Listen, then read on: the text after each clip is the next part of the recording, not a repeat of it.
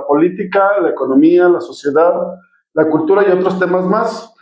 Hoy estamos engalanados aquí en nuestra casa estudio, el maestro Ulises Reyes, gracias, Hugo, que está aquí con nosotros, que viene a platicar un poquito de educación, que es un experto en educación. Gracias. Muchas gracias, maestro. Muchas gracias. Gracias a ti, Hugo. Gracias al espacio que me das para poder platicar con tu auditorio. Y pues un gusto saludarlos a todas y todos. Buena semana. Ok, muy buenos días. Entonces comenzamos. Profe, yo empezaría contigo. ¿Cómo te describirías en una sola palabra? Una sola palabra. Buena pregunta para iniciar. Pues yo creo que me gusta la palabra congruencia. Trato de ser congruente en mi forma de pensar, de actuar, de ser. Sí. Y yo creo que eso me definiría, la búsqueda constante de la congruencia, el equilibrio, la armonía. Ok. Profe, ¿para ti qué es la política? La política es una actividad social. Sí. Es hacer equipo con las causas de la gente. Es una actividad muy noble cuando se utiliza para ayudar al prójimo, para tomar buenas decisiones, para influir de manera positiva en los demás. Pero también es una actividad de alto riesgo. Es una actividad de alto riesgo, sí, es una actividad muy emocional, social, sí, con muchos contrastes. Así definiría yo la política. Ok. Profe, ¿para ti qué es el poder público? El poder público, bueno, es esa herramienta que te da la ciudadanía a través de diferentes procesos de elección popular o por un mandato constitucional para tomar las decisiones en bienestar del público, de la sociedad, de la comunidad. Yo así lo veo, ese poder que tiene la persona por un encargo, una tarea, un mandato de tomar decisiones, de hacer políticas públicas. ¿Es necesario el poder público? Bueno, hay quienes buscan el poder público para incidir más allá de su metro cuadrado, para poder tomar decisiones que tienen que ver con la salud, la educación, la economía, el desarrollo social, etc. Hay quienes no lo buscan y utilizan el poder familiar o el poder personal o el poder económico, ¿verdad? Para incidir en su familia, en su comunidad, en su contexto, en su vecindario. Entonces, quienes aspiran a que su forma de pensar, su trayectoria, su preparación trascienda en el ámbito público, pues obviamente lo buscamos. Ok, maestro, bueno, yo creo que nos vamos a meter un poquito ya lo que tú eres, bueno, yo no, hasta ahorita, como te lo comenté hace ratito, yo no sabía que eres maestro de historia. Sí. Estudiaste en la ENSFA, tienes una especialidad en historia y también tienes una maestría con especial en TICS. Así es. ¿Por qué te llamó la atención las TICS? Mira, soy maestro de formación y de vocación. Okay. Me gusta la historia porque pues, me gustan las ciencias sociales. Soy egresado de la Normal Superior. Después estudié una maestría en tecnologías de la información y de la comunicación. Porque yo tengo la idea de que pues, los profesores siempre debemos estar preparándonos. Hoy la tecnología pues, es indispensable, es un recurso, es un aliado. El poder utilizar las computadoras, las tabletas, programas, software, ahora con inteligencia artificial. Y por eso, pues desde entonces yo ya veía esa situación y estudié una maestría en TICS. Terminé ya en el 2025 una segunda maestría en neurociencia educativa e innovación. El estudiar cómo aprendemos, cómo aprenden los jóvenes, los adolescentes, en qué áreas del cerebro se guarda la memoria, las emociones, la información. Y estoy ya por titularme del doctorado en educación también, entonces hay que seguirnos preparando. Ay, profesor, has de tener mucho tiempo libre. Profe, ¿para ti qué es la educación? La educación es, bueno, es un proceso humano, ¿ya? Es un proceso personal, individual, autogestivo, intencional, pero también es un proceso en comunidad. Aprendemos cuando interactuamos, es un proceso social, eso desde el punto de vista antropológico, ¿no? Desde el punto de vista político, bueno, pues la educación es un proceso de formación de los seres humanos, de los ciudadanos, es una obligación del Estado, es un derecho humano recibir educación y es, por excelencia, el proceso o el trayecto mediante el cual los seres humanos desarrollamos nuestras capacidades, nuestras actitudes, nuestros valores, el florecimiento humano y nuestras capacidades, nuestras actitudes, nuestros valores, el florecimiento humano y hoy por hoy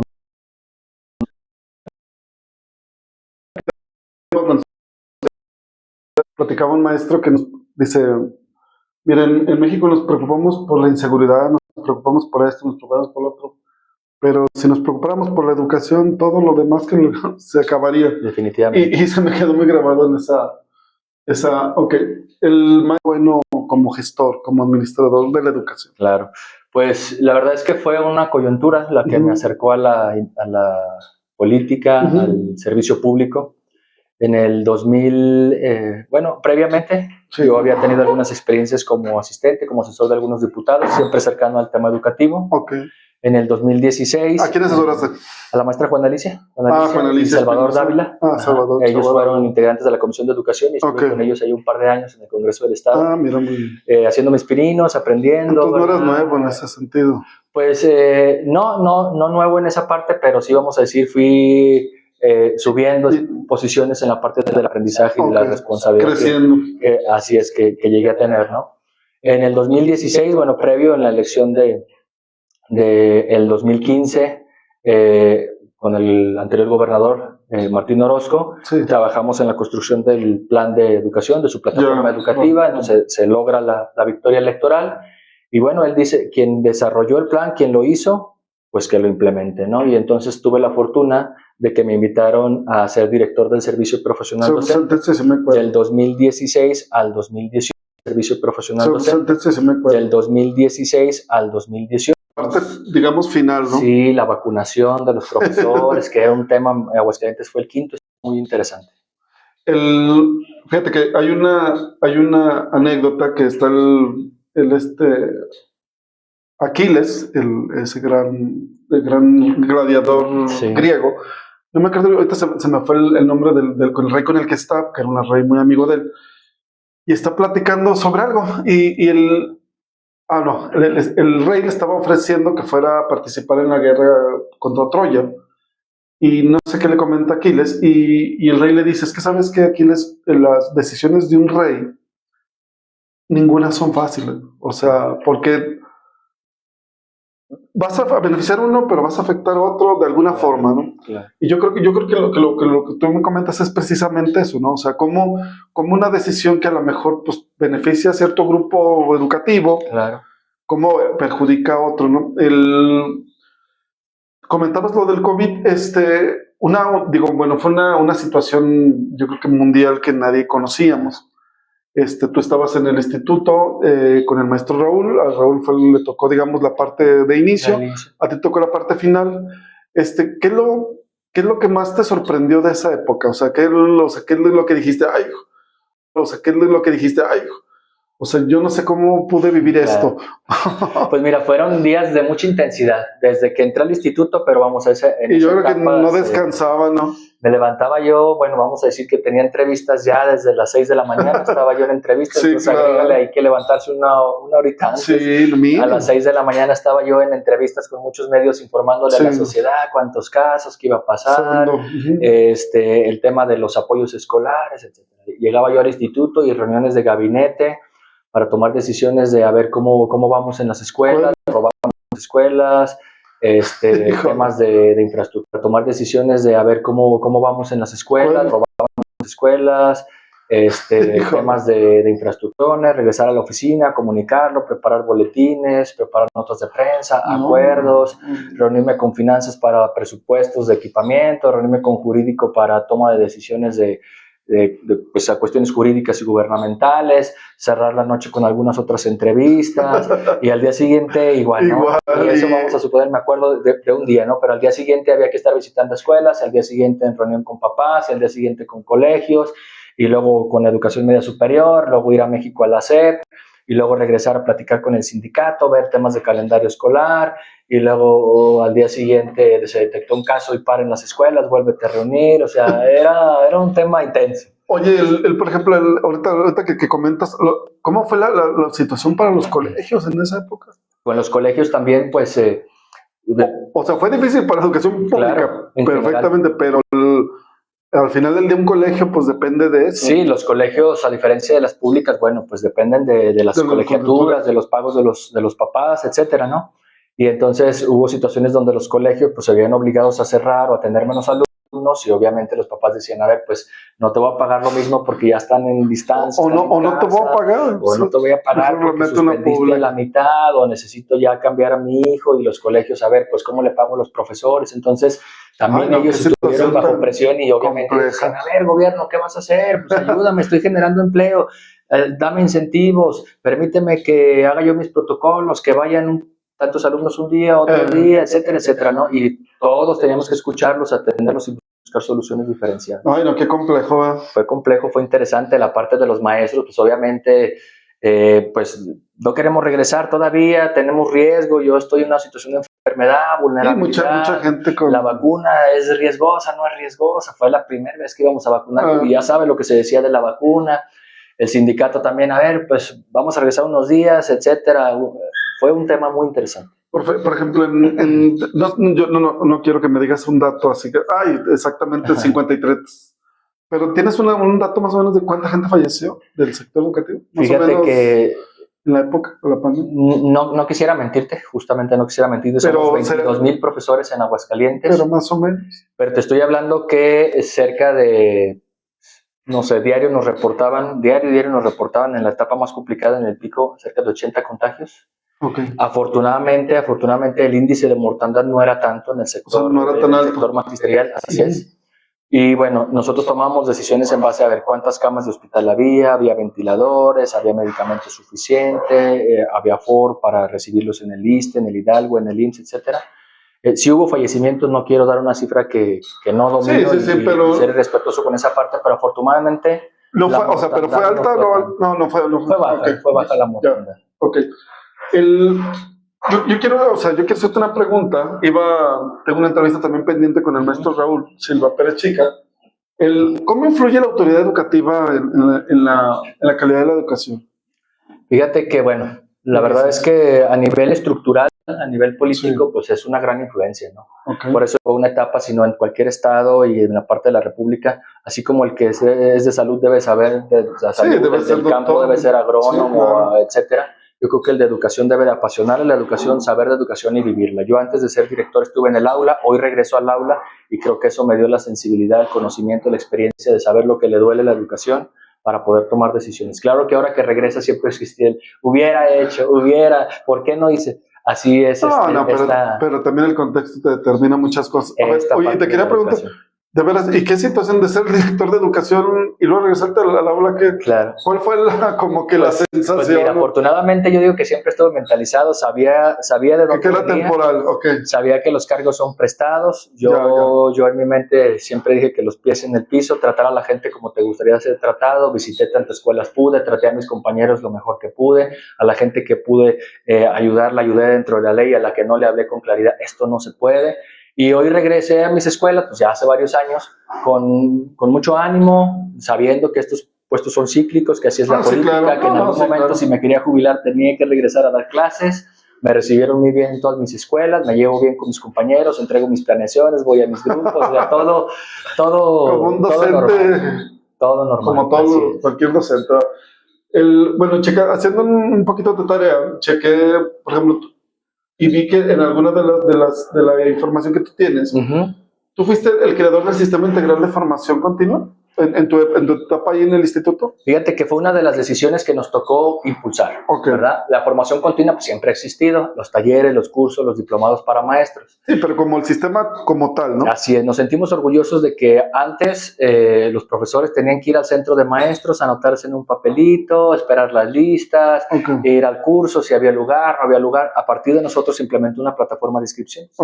Evitaba que te trasladaras, veías cuántos lugares había disponible, te inscribías a los 2, 3 cursos que querías, incrementamos de manera exponencial la oferta de cursos, talleres, diplomados, maestrías, doctorados con becas al 100%, en universidades públicas, privadas, normales, en línea, presenciales, sabatinos, matutinos, de todo, ¿no? Y las constancias digitales, etcétera. Entonces, a partir de ahí se profesionalizó, incrementamos la eficiencia terminal, el número de ofertas, el presupuesto en capacitación, porque yo soy de la idea que los maestros preparados, capacitados, están pues actualizados para rendir frente al grupo, ¿no? Fíjate que también, analizando también la información, me dicen que, por ejemplo, tú en tu época tuvieron récords de inscripción y tasa de conclusión de programas de formación de docentes. ¿Cómo se logran esos números? O sea, porque es que, híjole, es que yo creo que a la gente a veces como que no dimensiona. Claro. Porque decir, es que tuvimos récord en inscripción, pareciera que es algo sencillo, pero no lo es. Por ejemplo, y lo vemos, por ejemplo, en escuelas grandes que antes tenían mucha inscripción y de repente ya no tienen nada. Claro. Entonces, eso digamos, trasladándolo a nivel estado, ¿Cómo se logran esos números? Claro. En el tema de la capacitación de los maestros lo logramos acercando la oferta formativa, siendo transparentes, publicándola en todas las plataformas. Pero fíjate que yo me acuerdo que había mucha oferta. O sea, mucha oferta. Yo de hecho claro. la maestría que yo estudié también fue una que ofertó el Instituto de Educación aquí en La Bonaterra. Así es. Entonces, pues, yo me acuerdo que había mucha oferta. Pues mira, se logra utilizando los recursos para lo que son. Sí, claro. Teníamos recurso estatal, recurso federal para capacitación. Y lo que hicimos fue de manera transparente decirle a todas las universidades del estado, hoy hay 70, cuando nosotros estábamos había cerca de 59, 60 universidades, públicas, privadas, particulares, en línea, locales y estatales y extranjeros, y les dijimos, el que quiera participar cumple con estos requisitos. Pues entonces la oferta no iba dirigida a una u otra institución, todos participaron, presentaron sus ofertas, y recuerdo que llegamos a tener más de 60, 70 cursos en un ciclo escolar. Sí, me acuerdo que había mucho. No voy a decir nombres, pero universidades privadas, públicas, particulares, sí, había de todo. De investigación, había de todo y prácticamente al 100%. Pagados todos, al 100%. Oh, excelente. Fíjate que pues yo creo que mientras ya cuando tú dejas de capacitarte, pues yo creo que ya algo de ti y sobre todo nosotros que estamos en la educación. Yo me acuerdo que yo duré mucho tiempo en la General 3. Me llegaron unos muchachos que vienen de la normal, del ESFA, ¿cómo se llama? De maestros de formación. Sí, maestros de formación. Y me acuerdo mucho de un muchacho, del muchacho que me tocó porque, o sea, yo te soy sincero, yo le veía, a lo mejor le veía cosas a lo mejor que podía mejorar, pero tenía algo que a mí me encantaba como maestro en formación, no tenía miedo. Actitud, disposición. Haz de cuenta que un día pasó un tema y se grabó con una peluca. Y expuso el tema con la peluca. Así se grabó y les pasó Y a lo mejor pues tú dices, bueno, ya checas a lo mejor el video y todo, dices, tienes estas situaciones. Pero a mí me impactaba eso, o sea, que precisamente, exactamente, o sea, no debes de tener miedo. Y utilizar la herramienta, o sea, al final del día la tecnología es una herramienta. No lo es todo, pero sí es una herramienta. ¿Para ti qué es la figura del maestro Raúl Silva Pérez Chico? Al profe, debo decir que lo admiro, lo aprecio, lo respeto. Fue mi mentor. Sigue siendo mi mentor porque conservo el ejemplo de su forma de conducirse, de sus decisiones. Gracias a él, pues, pude desarrollarme profesionalmente en la etapa del instituto. Es un tipo que es sensible, noble, congruente y lo ejemplifico en lo siguiente. Cuando tú tienes un jefe, un líder que te pone el ejemplo, que ves cómo toma las decisiones, que si es un tipo autoritario, etcétera, pues obviamente eso permea. Y seguramente tú vas a ser igual. Si es un tipo pues también yo. Lo hace, pues sí lo hace, ¿no? Esa es la realidad. También yo. Del profe Raúl nosotros vimos su ejemplo, su congruencia, su determinación en la toma de decisiones, un tipo que te dejaba actuar, trabajar, te pedía resultados y con esa imagen me quedo yo de él. ¿Sigues teniendo comunicación? Sí, digo, no nos vemos ya tan seguido, pero nos mensajeamos, nos felicitamos en nuestros cumpleaños, de repente nos echamos un cafecito, su hija hoy es mi jefa, es mi directora. Sí, Lorena. Aprecio a su familia, él conoce a mi familia, entonces sí, de alguna u otra manera tenemos cercanía. Y por ejemplo, la figura del gobernador, el exgobernador Martín Orozco. Martín Orozco, igual, le tengo primero agradecimiento. Dicen que la gratitud es la memoria del corazón. Exacto. Él me dio la gran oportunidad en mi vida de ser director del Instituto de Educación. Para un profe llegar a tener las decisiones del Estado, yo creo que es lo máximo, ¿no? Entonces yo le agradezco que sin conocerme, sin haber yo antes hecho equipo político con él, ni apoyarle en campañas, ni nada, simplemente vio mi trabajo, vio los resultados, me dio la oportunidad de ser. Cuando estuve me dejó trabajar, nunca me pidió una decisión de la ley. Para mí me parece un tipo congruente, sencillo, que le apostó a la educación, todo le apostó a la educación. Bueno, y habla muy bien precisamente del exgobernador, porque lo más fácil sería poner a alguien de tu grupo político, ¿no? Claro. Y al poner a alguien que a lo mejor no es de su grupo político, pues precisamente está apostando a lo técnico, ¿no? La educación, por ejemplo, el instituto es la dependencia más grande del gobierno del Estado. Sí, sí, sí. Tiene Recursos, la mayor cantidad de personal. Recursos. Personal y espacios como para hacer una estructura política y lo que tú quieras. Y recursos es la cantidad de 8,000 millones de pesos.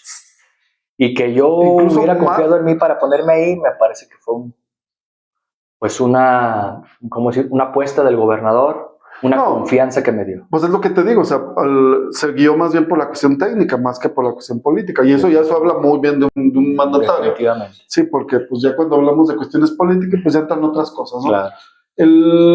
Después del servicio público también te enfocaste en la iniciativa privada, o sea, en escuelas privadas. ¿Cómo fue el paso a estas instancias? Pues fíjate que, bueno, terminé mi responsabilidad frente al instituto, me reincorporé a mis clases en el servicio público, pero bueno, siempre dejas amigos en el camino y me invitaron a dar clases. He dado clases en universidades privadas, no voy a decir igual el nombre, pero en 3, 4 universidades privadas. Y al día de hoy también lo combino, estoy dando posgrados, estoy dando clases a licenciaturas en universidades privadas, en materias afines a lo que conozco, a mi expertise, y muy contento también de compartir eso. Bueno, ¿fuiste o eres rector de la UNITSA? Fui rector de la UNITSA, fue un poco tiempo, fue un lapso muy breve, fue un proyecto que tenía sus objetivos, era arrancarla, era conseguir ciertos indicadores, darle orden a ciertos programas. Se terminó ese acuerdo, esa etapa, y concluí esa etapa profesional. Fíjate que yo cuando veo, por ejemplo, la experiencia tuya y la experiencia del maestro Raúl, se me hace muy asintomática, porque prácticamente han estado en todos los pasos del sistema educativo. O sea, todo, digamos, bueno, el maestro es más grande. Tiene muchísima experiencia. Tiene más experiencia precisamente porque ha estado más de tiempo en el sistema. Pero obviamente tú empiezas siendo docente, director de la carrera para los maestros, director del Instituto de Educación, posgrados, etcétera, etcétera. ¿Cuáles son las condiciones que se tienen, o mejor dicho, en qué paso, digamos, nos tenemos que enfocar para que se dé precisamente la calidad educativa? Ulises, o sea, ¿en qué punto bueno, obviamente que es multifactorial, claro, son muchas cosas, interviene la familia, interviene el contexto, pero por ejemplo, hablando netamente, digamos, del sistema, ¿dónde tú crees que sería el mayor, donde se tiene que enfocar uno? Mira, para la calidad es multifactorial. Hay muchísimos factores que inciden en la calidad educativa del maestro, los materiales, equipamiento, el contexto, presupuesto, contexto, etcétera, etcétera. Familias. ¿No? Pero yo creo primero, nuestros gobernantes les debe de interesar la educación. Si a la cabeza le interesa la educación, si tiene esa visión, si tiene esa congruencia, si la apuesta, yo creo que de ahí. De ya te partimos. ¿A quién pones a tomar las decisiones en educación? ¿Con quién haces equipo en educación? ¿A quiénes incorporas? ¿A quiénes integras? ¿Qué perfiles para que tomen las decisiones en la parte educativa? Tercero, separar la política de la educación, definitivamente. Separarla, ¿y a qué me refiero? La educación es evidentemente política y los profesores somos políticos y no está peleado esa parte. Pero las decisiones primero deben de ser académicas y luego políticas. Primero académicas y luego políticas. Entonces, eso en tercero. Cuarto, perdón. Necesitamos sí o sí apostarle con recursos, con presupuesto. Equipar a las escuelas, acompañar a los maestros, reducir el número de alumnos por grupo, y algo fundamental es que la educación promueva la justicia social. Si las niñas y los niños no están bien alimentados, si no van desayunados a la escuela, si no comen en la escuela, de nada sirve que compres tabletas, computadoras, plataformas, de nada sirve porque los niños están pensando en otra cosa. No hay conexión entre el cerebro y el estómago, no hay memoria, no hay aprendizaje, no hay emoción, tienes que atender esa parte, tienes que diagnosticar tantos temas que hay de neurodivergencias, de discapacidades, de síndromes, de síntomas, para poder diferenciar la parte educativa. Yo creo que eso es básico. Fíjate que yo estuve en el programa Escuela de Tiempo Completo. Excelente programa. Yo nunca he dado en primaria, pero ahí me invitaron a dar unas clases porque yo soy alfabetizador digital. Y me acuerdo que estuve aquí en una escuela Niños Héroes, aquí por el Mercado de Abastos. Y precisamente, pues viendo lo que tú dices, o sea, me acuerdo que había unos chiquitos que tenían, creo que desde la noche anterior, creo que la última comida fue la comida del día anterior. Estómago vacío. O sea, no cenaron, no desayunaron y comieron porque comieron en la escuela, porque en la escuela les daba de comer. Entonces, pues es que ahí tú dices, bueno, pues es que tú puedes utilizar la mejor estrategia educativa, ponerle mayor énfasis, tener computadoras, tener internet, pero ahí no. Si uno son las 12 del día y no ha desayunado, ya te andas, imagínate los niños, y a eso le sumas aparte si hay abuso temas físico, emocional, no, o sea, voy a comentar algo y lo voy a decir con toda claridad y de frente. Sí. De las peores decisiones del gobierno federal, sí.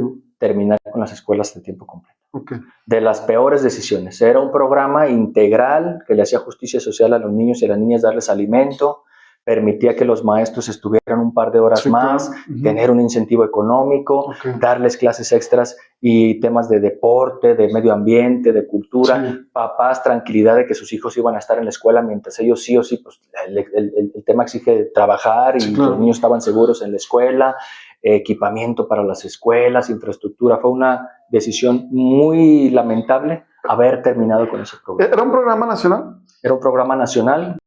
Dependíamos del presupuesto de la federación.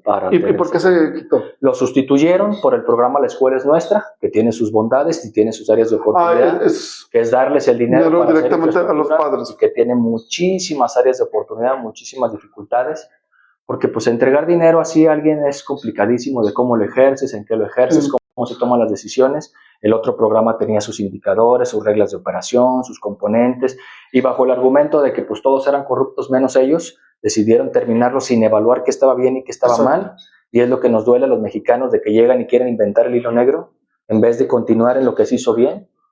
Entonces, pues un programa que era muy bueno y que desapareció.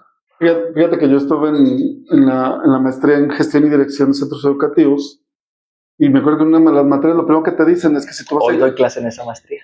Ah, mira, que pues está bien, están bien los docentes. Fíjate, a mí me tocó en línea, o sea, que pues muy mala suerte, porque realmente pues, lo padre es seguir la convivencia. Sí. Fíjate que lo primero que nos decían es precisamente cuando tú llegas a una organización, lo primero que tienes que hacer es nada. Primero tienes que evaluar, diagnosticar y efectivamente lo que se tiene que cambiar se tiene que cambiar, lo que se tiene que mejorar se mejorará, pero no de tajo llegar y quitar todo, ¿no?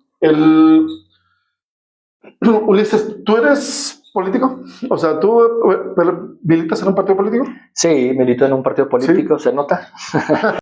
en Movimiento Ciudadano. Estoy ahí desde finales de 2023, he participado en candidaturas, hoy tengo tareas en el partido. ¿Y por qué Movimiento Ciudadano? Fíjate que, bueno, cuando terminó mi periodo, obviamente recibí invitaciones de algunos partidos, también incumplimientos de otro partido. Sí. Y yo quiero seguir haciendo política, quiero seguir trabajando, construyendo la plataforma que me pareció más congruente, más acertada, con los valores en los cuales yo creo y que es una propuesta joven y que tiene que ofrecer al futuro, pues fue Movimiento Ciudadano. A lo mejor el camino más largo, más complicado, si lo ves en términos de que es un partido que está en crecimiento. No, pero es la tercera fuerza política del país. Que otros partidos parecen más atractivos políticamente porque dominan y controlan, pero en la parte de la congruencia que decía al principio, yo dije, yo quiero hacer carrera política aquí, quiero caminar aquí, y por eso tomé esa decisión. Pero, Ulises, ¿te invitaron o tú te acercaste? Me invitaron buenos amigos que yo tengo, que ellos ya habían participado. Fui a algunas reuniones, vi la dinámica y finalmente di el paso adelante, ¿no? Ok, ¿qué diferencia hay entre el aula y la plaza pública? O sea, la plaza pública entendiendo que tú dices, la política. Claro. Pues mira... Porque al final del día el aula también es un espacio político. Definitivamente. ¿No? He combinado mi ejercicio profesional entre las dos, ¿verdad? Entre el aula y la plaza pública. Yo pensé que incluso habías dejado ya de dar clase. No dejo la docencia primero porque pues para eso estudié, eso es lo que me formé, de ahí vivo, tengo mi plaza, en su trabajo, me gusta, me retroalimenta, me parece que la docencia también es una plataforma y claro que la combino sin descuidar lo uno y para hacer lo otro con la parte política, ¿no?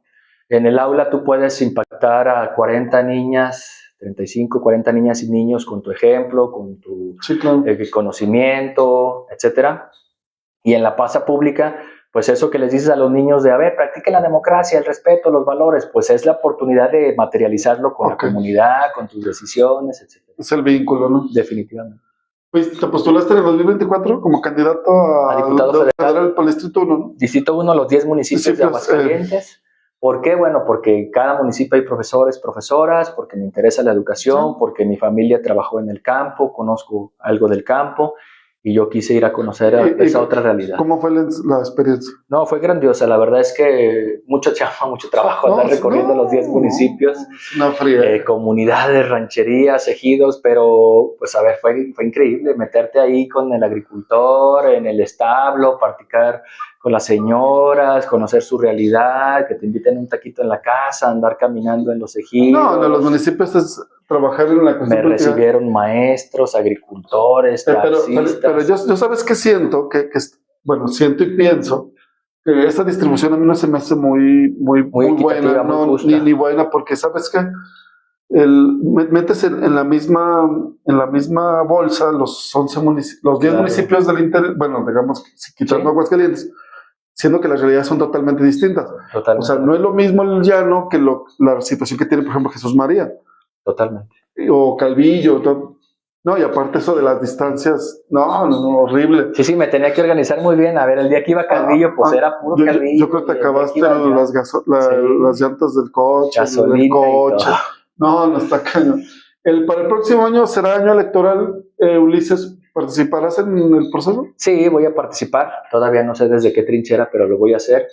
Hoy mi partido está próximo a experimentar una renovación de los órganos de dirección. Vamos a cambiar de dirigencia, vamos a seguir creciendo y consolidándonos. ¿El dirigente es Maínez? El dirigente a nivel nacional es Jorge Álvarez Maínez y a nivel local es la diputada Daniela López. Dani López. Sí, no. Así es. En los próximos días, para ser concreto, el 7 de junio será nuestra convención estatal.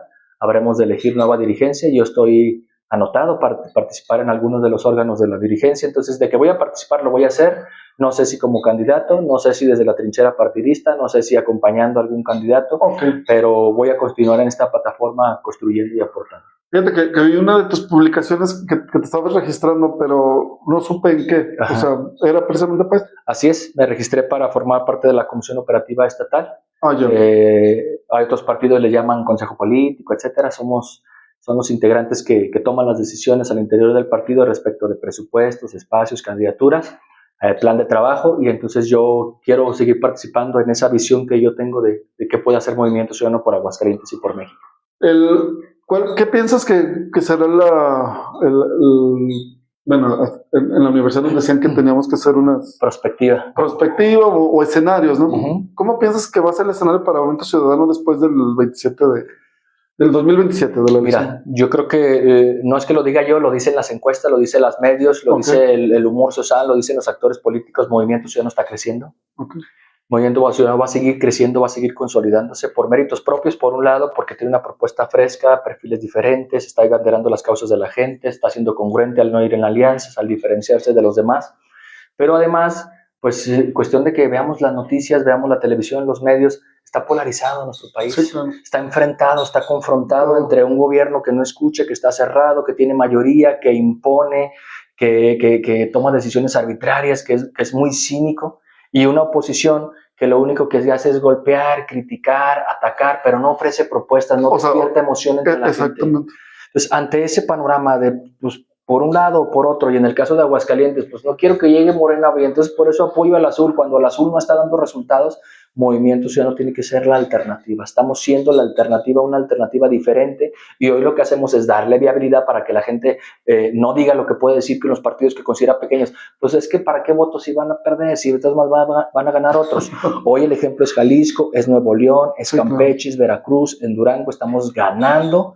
Somos la tercera fuerza política en muchos estados, la segunda fuerza política en muchos estados, la primera en muchos estados. Tenemos diputados federales, tenemos senadores. Hoy Aguascalientes por primera vez tenemos un regidor en cada municipio, 2 en la capital, 2 en San José, una diputada federal, una diputada local.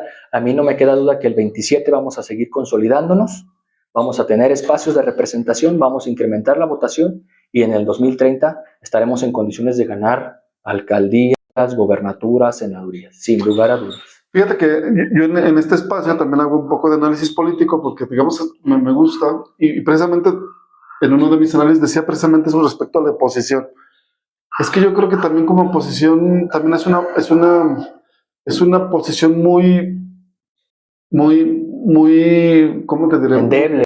Muy cómoda, de solamente decir que todo está mal. Y volvemos al punto de lo que decíamos de cuando llega alguien y quita todo y empieza. Es que no puedes decir que todo está mal porque no todo está mal. Claro.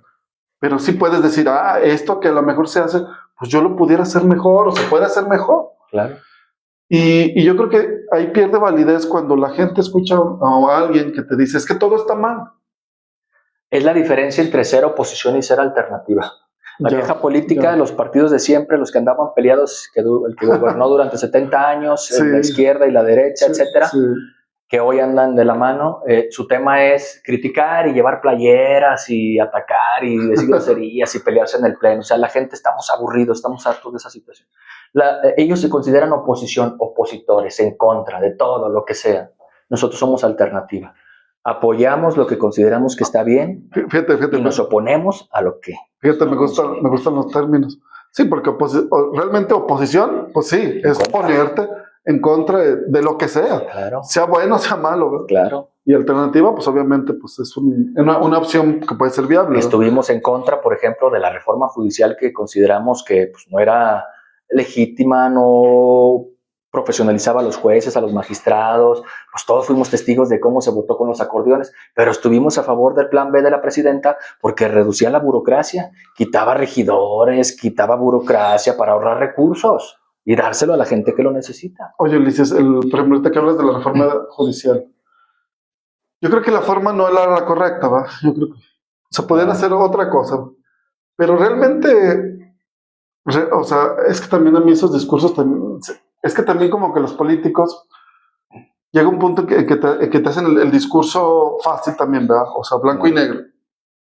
O sea, también el discurso de la oposición diciendo que el Poder Judicial casi era perfecto, ¿verdad? Claro. Pues cuando sabes que en realidad pues no es perfecto y dista mucho de ser perfecto. Tan solo el nepotismo que existiera gigantesco, o sea, gigantesco. Entonces, yo creo que híjole, a mí alguien me preguntaba, ¿tú qué opinas de eso? Le digo, mira, yo creo que a lo mejor no era la forma, pero se tenía que hacer algo. Claro. Tenemos un 98% de impunidad, o sea, solamente de cada delito, de cada 100 delitos solamente se logra una sentencia el 2%.